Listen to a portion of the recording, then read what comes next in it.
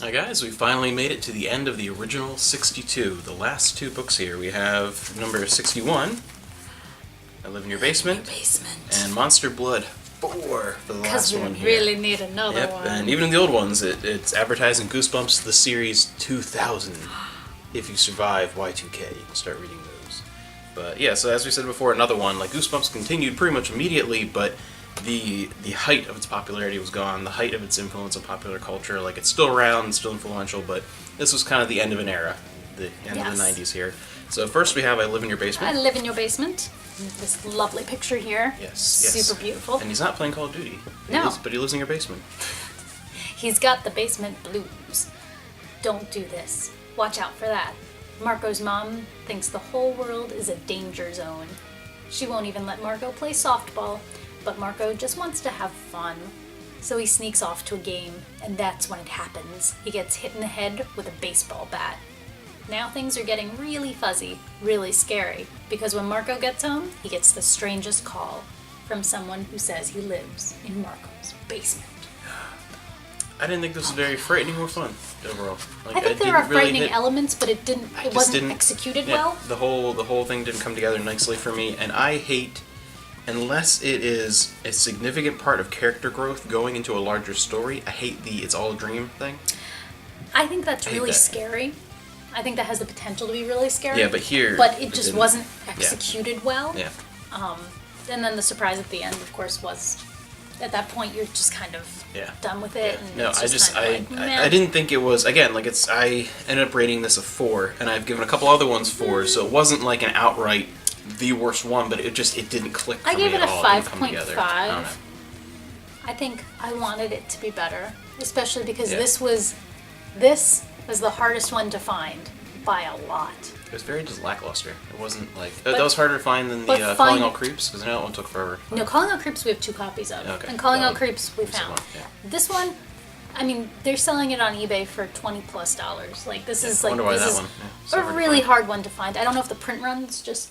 Might have been smaller, and this last one, I think we just lucked out with, because I've never seen it again. Yeah, and as far as the ones that we have in our collection, this is probably in, like, the worst shape. Like, it just, like, a little bit of damage on the spine. Like, as far as the ones we're keeping, like, some that we have doubles of. Oh, yeah, that one's good, too. Yeah, that one's in really bad shape. But there's a couple that were harder to find that's, like, at least I have a copy. We'll find a new one later, but... Yeah, I think towards the end maybe it was a lower print run for some of them. But again, like, that was... The height was fizzling out. Like, it was still popular and still is this day, but it wasn't quite there. But yeah, overall, it was just a fairly mediocre one, and then really wanted, all right, there's one chance left for the series to go out with an awesome ending. And it started so great. Yeah, and Monster Blood 4, the blood is bad to the bone. It's 4 times as evil, 4 times as blech. Evan Ross can't forget about Monster Blood. The evil green slime that never stops growing. It can turn ordinary pets into ferocious animals and 12-year-old kids into freakish giants. But now there's a new kind of monster blood in town. It comes in a can just like the others. The only difference is this slime is blue. Oh my. But the twist. Instead of green and instead of growing, it's multiplying into terrifying blue creatures with razor-sharp teeth.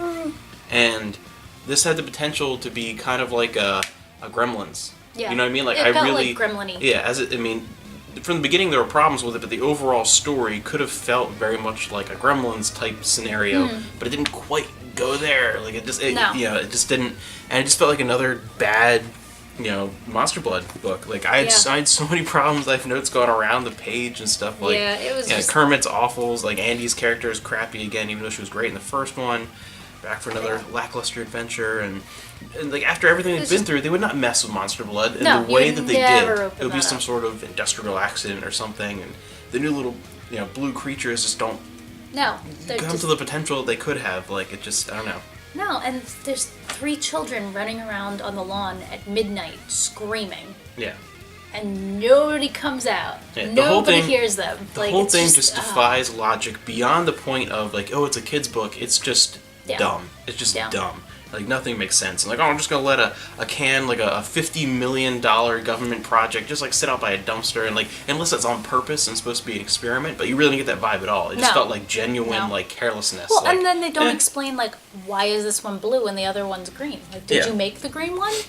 Yeah, Like, yeah. and I was how kind did of. you- I was hoping there was how more did- of a link between the green and the blue, because the blue I think Yeah. is just actually something totally different and not Monster Blood. They just kind of thought, Yeah, but it just seems very weird, and like, why are you mass producing them? Yeah. Because like, there's been multiple cans at this point. Everything like, about it was just dumb, and it wasn't. Why? So the whole thing made no sense. It wasn't funny, and it wasn't scary, and so it didn't fit any of the things. Every Goosebumps book is at least one of those three. Even if it's not a great story, it at least like makes sense what happened. Other ones they're funny. The other ones they're terrifying. Like this But was there's literally nothing. I give this one a 2. I gave it a 3, Yeah, which is so the we both lowest thought I it was have. horrendous. It was But, really yeah. disappointing, and I really wanted it to end on a really good note, because I've never read the Yeah. last couple. Yeah. I guess because at that point You probably just kind of moved on. you're just Yeah, not yeah. into it. But I can't believe it ended like this. Yeah, it was sad. terrible It was ending, sad. really bad one. But will it be, our least favorite, both of us, even though we gave it horrendous ratings? Because the next video that we're going to do, we're going to go over our top 10 worst and our top 10 favorites, Because and everything is about linking. of course, yes, but You have it doesn't to. necessarily have to correlate to our ratings. Just because it's the lowest rated one, is there one that like that I rated a little bit higher because the quality of the book was better, but I just didn't like the book as much? So it's not just a listing of our ratings, but our favorites and our least favorite ones. So we'll see tomorrow's episode. Is this our least favorite Goosebumps book? But I think we what's can our already. favorite? I think we can already say though this is the worst Goosebumps book. So we'll see if it's our least favorite. And yeah, what are our actual favorites? And I think that'll be pretty interesting too to see which ones we like the most overall. But so we'll see you tomorrow for what I think is going to be the most interesting one.